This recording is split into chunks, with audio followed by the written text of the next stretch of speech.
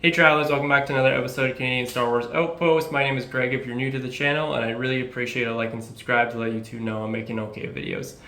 Today I just wanted to make a quick video about my collection thus far. I'm about 1 month shy of a year since I started collecting. It started with a Scout Trooper helmet, the Lego collection. From there it's grown pretty immensely. I've gone to Galaxy's Edge and started and built my own lightsaber and started collecting the character lightsabers, and then got into more to one scale stuff. And it followed a lot of guys on YouTube that are kind of doing their own thing. So I just wanted to go over what I've collected so far and kind of just show you my new office since I've moved recently, and kind of just show you my setup. So let's get to it.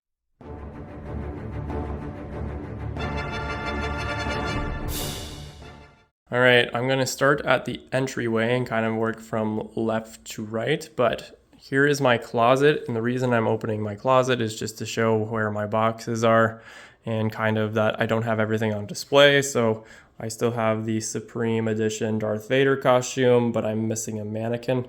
So it's just sitting in the box for now. Hopefully I get a mannequin soon, and I actually have an EFX A New Hope Darth Vader helmet, which I'm going to swap out because the Rubies one is just awful.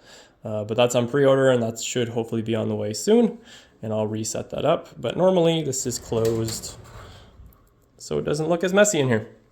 And as we move left, we have my Kylo Ren 501st approved costume. I just got into the 501st about a month and a half ago, and I'm actually doing my first event this weekend.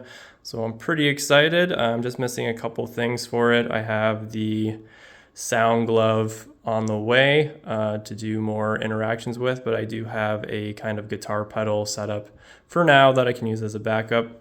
But I did do some extra work on it, so I sewed the top tunic there to kind of stay in position, and I actually cut some of the layers out of the sleeves just to shorten them up and tighten it. But yeah, this is the overall look. Not everything's closed properly because it is a mannequin, and he kind of looks like he has straight fingers. It's just because the gloves don't fit on the mannequin, but kind of keeps everything looking overall pretty well. And there's his boots there on the side, because again, it's a mannequin, doesn't fit on properly. But that's my Kylo Ren 501st approved costume. And as we move more left, on the top shelf here, we have all my Lego and the helmet collection. So we have the Dark Trooper, Stormtrooper, Darth Vader, Scout Trooper, and the TIE Fighter pilot helmet. And then as we go to the middle, this is my dark side collection of Galaxy's Edge lightsabers. So I have Count Dooku, Kylo Ren, Darth Vader, Darth Maul Clone Wars Edition, and Darth Maul Episode 1, both sides. So that is that wall, and I'll kind of go through why I have it set up the way I do. I don't have my Philips Hue lights on, but I'll show you what it looks like all together. And as we go towards the middle, I have my Black Series Darth Vader helmet from the Obi-Wan Kenobi series with the exploded helmet stand that I got off at Etsy. It cost me Canadian about $100 plus shipping, so it was about $120. But they're pretty easy to get, so that's what that looks like. And as we move down, I have the Lego diorama sets, and some of them are propped up on the Galaxy's Edge cases, just because it makes it look a little bit better in my opinion, and it's better than using something else. It kind of still gives a little bit of a Star Wars feel to it. But we have the diorama sets, and then I have the Black Series Scout Trooper helmet, which I just got not too long ago, and my De Novo Novus First Order Stormtrooper helmet from The Force Awakens.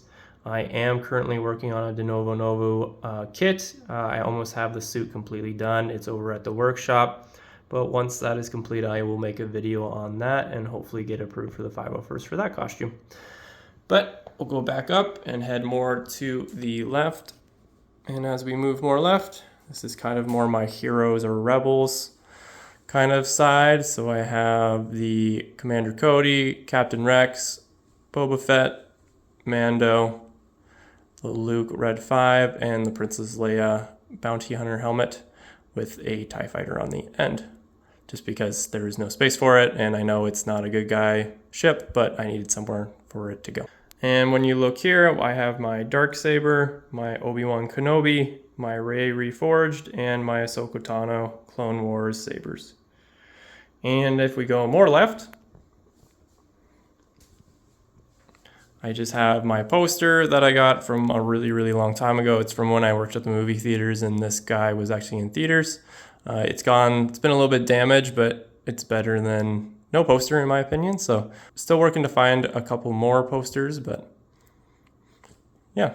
And then this is just my work desk, which has got a couple random things on it. So I have a picture of myself at Galaxy's Edge underneath Millennium Falcon. I have the Executor mini scale ship and another diorama because I don't know where to put it yet. I'm still working on more shelving space, my mini Death Star, and the coin that came with it. So I'll do a quick overview of what the room looks like in total, and I'll throw my lights on just to kind of give you what the vibe I was going for with. And this is what I was going for. So this is the whole room set up from right to left. But as you can see, I'm trying to go more of a dark side, good side kind of setup with some stuff in the middle. But yeah, and I understand that Boba Fett is not really a good guy, but he's kind of a bounty hunter, which is kind of more neutral. He leans on both sides. So he kind of just looked better to put him beside Mando than just have him randomly put on the dark side.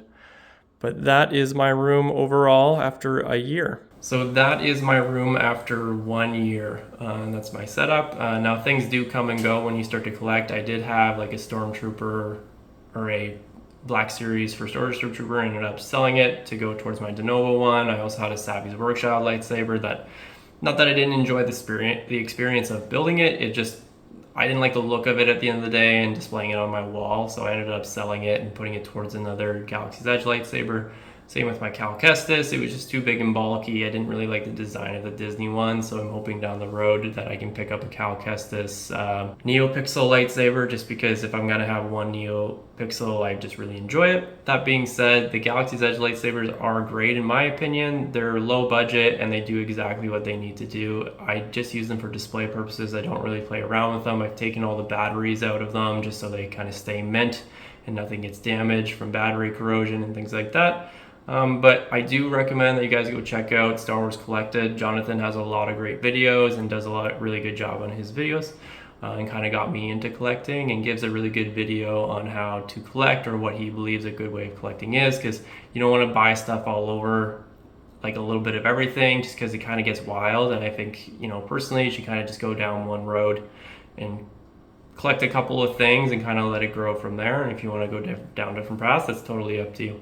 My aim right now is probably 1-to-1 scale costumes because of the 501st stuff and the Galaxy's Edge lightsabers, trying to keep collecting those. And I might grab a little bit more Lego, but I'm not sure if I want to keep going down the Lego path. But to each his own, and I hope you guys enjoyed my room tour for now, and I'm kind of excited to see how far I'll get after 2 years. Thanks for stopping by, and I'll see you next time.